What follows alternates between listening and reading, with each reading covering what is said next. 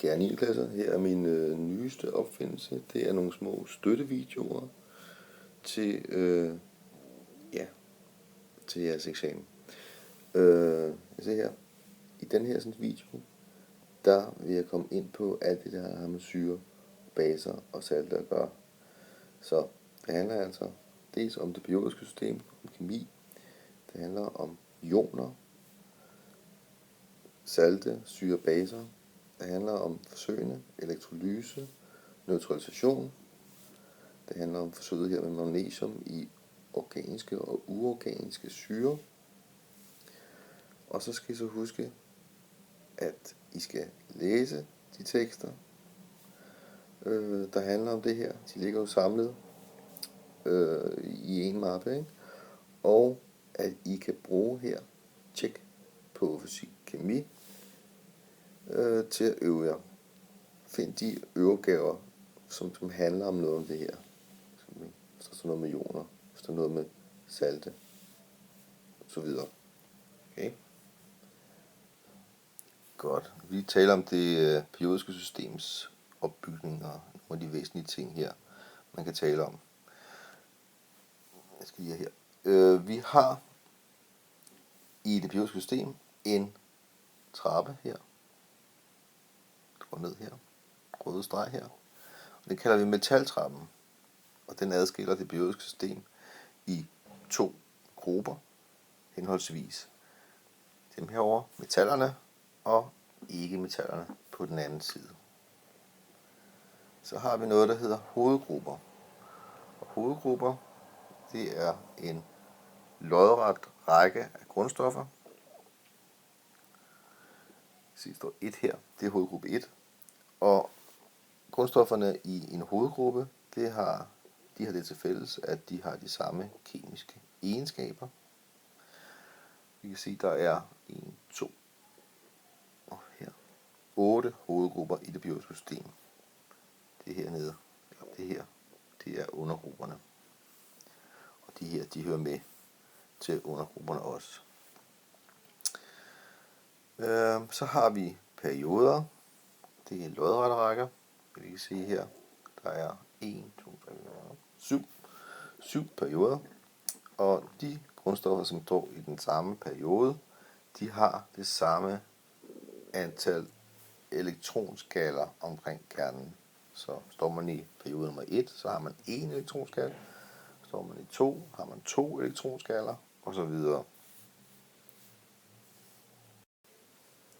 Hovedgruppe 8 er jo en helt særlig gruppe i det periodiske system. Det er den, vi kalder ædelgasserne, eller de inaktive gasser.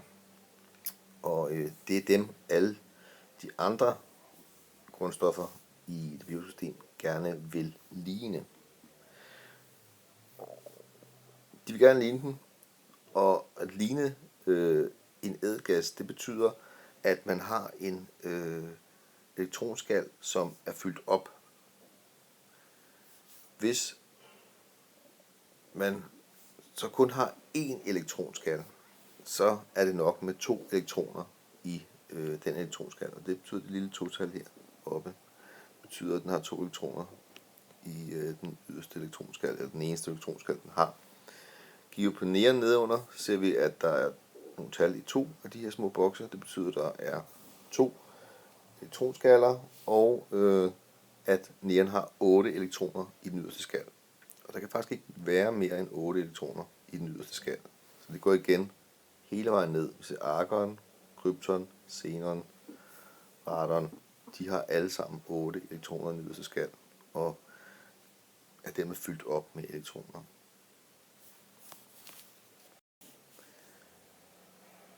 Godt, alle de andre grundstoffer her i det periodiske system, de kan så forsøge at ligne ædelgasserne herover.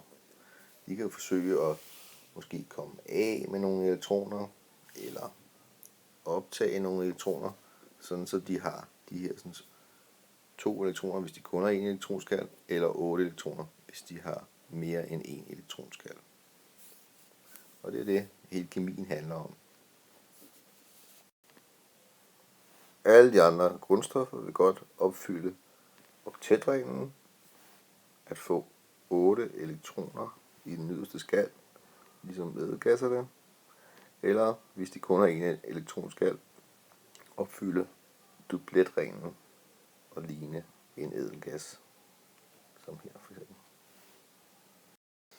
Vi skal lige se på et enkelt grundstof her, natrium her, taget ud fra det periodiske system, med de tal, man kan se i det periodiske system. Så lige forklare, hvad det betyder. Tallet her i øverste venstre hjørne, det er det samme som grundstofnummeret eller atomnummeret. Det tal her, det fortæller, hvor mange positive partikler atomet har inde i sin kerne. Så 11 her betyder, at natrium har 11 protoner inde i kernen. 22,99 det udtrykker, hvor meget et natriumatom vejer. Jeg bruger jo enheden unit. Herover der fortælles det noget om, hvor mange elektroner der er omkring natriumatomets kerne, og hvordan de er fordelt. Den øverste boks her fortæller os, at der er 2 elektroner i den inderste elektronskal. 8 her fortæller os, at der er 8 elektroner i den næste skal, og 1 fortæller os, at der er 1 elektron i den yderste skal. Så husk her, atomnummer eller grundstofnummer, antal af protoner.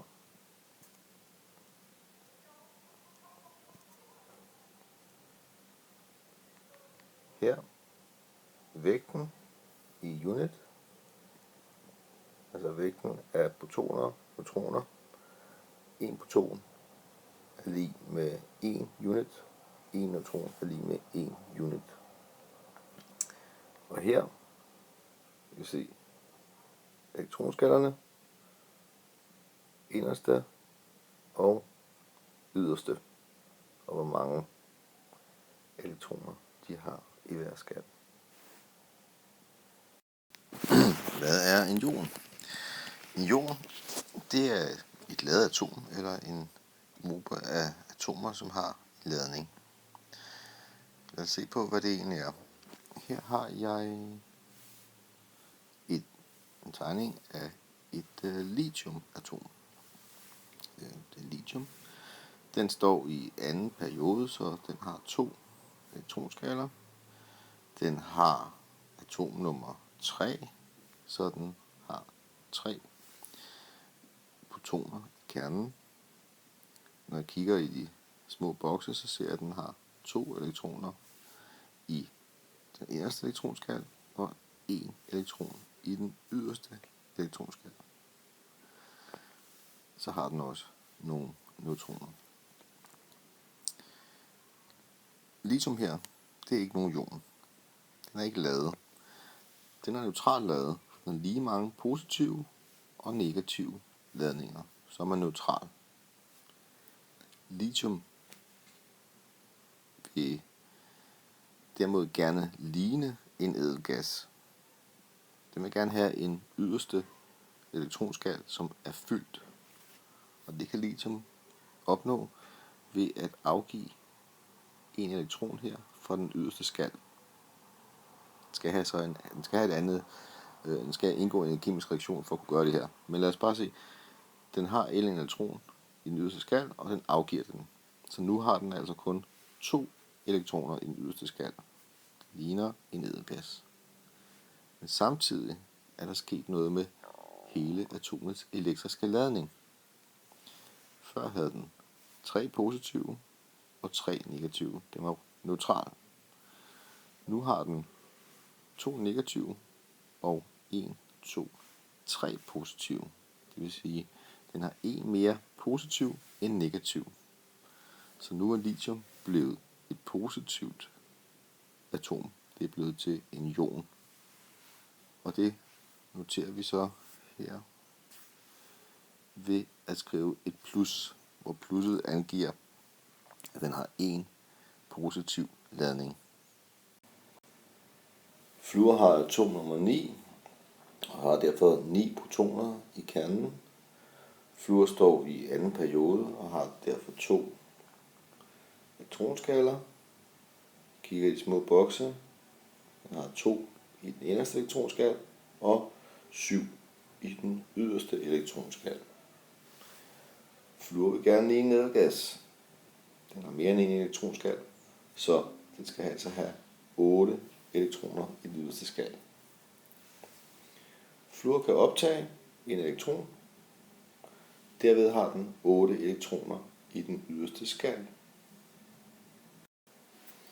Så den har lige en elektron her. Nu er den altså optaget af en elektron. Før havde fluor 9 positive partikler og 9 negative partikler. Det var neutral. Fluor har optaget en negativ partikel, så nu er den derfor en mere negativ, end den har positive partikler. Det noterer vi ved et minus her ved fluor. Fluor er nu en negativ ion. Syre og basekemicid. Du kender måske en masse forskellige syre, mælkesyre, eddikesyre, svovlsyre, saltsyre osv. Men hvad er det, de alle sammen har til fælles, de her syre? Hvorfor kalder vi dem syre? Alle syre er det til fælles, at når de opløses i vand, så sker der noget med dem. Her kan vi tage udgangspunkt i et saltsyremolekyle. Vi ser, det består af hydrogen og klor. Det her molekyle. Når det her molekyle bliver opløst i vand, så vil det spalte sig, således at vi får H+-ioner og Cl-ioner. Alle syre fraspalter H+-ioner, når de kommer i en vandig opløsning. Men de er forskellige ved, at den negative ion er forskellig for dem alle sammen. Så svovlsyre, saltsyre, eddikesyre med videre har alle sammen H i sig.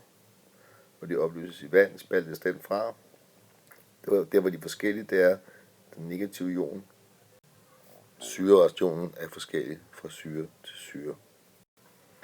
Baser, det er stoffer, som indeholder OH. For baser gælder ligesom for syrene, at når en base bliver opløst i vand, her ser vi basen opløst i vand, og her ser vi, at molekylet her er blevet spaltet, så vi har fået en positiv natriumion, og så den her OH- hydroxidionen. Det er den, vi kalder baseionen. Og det er den her ion, som alle baserne indeholder. Så kan de være forskellige ved, at de indeholder forskellige positive ioner.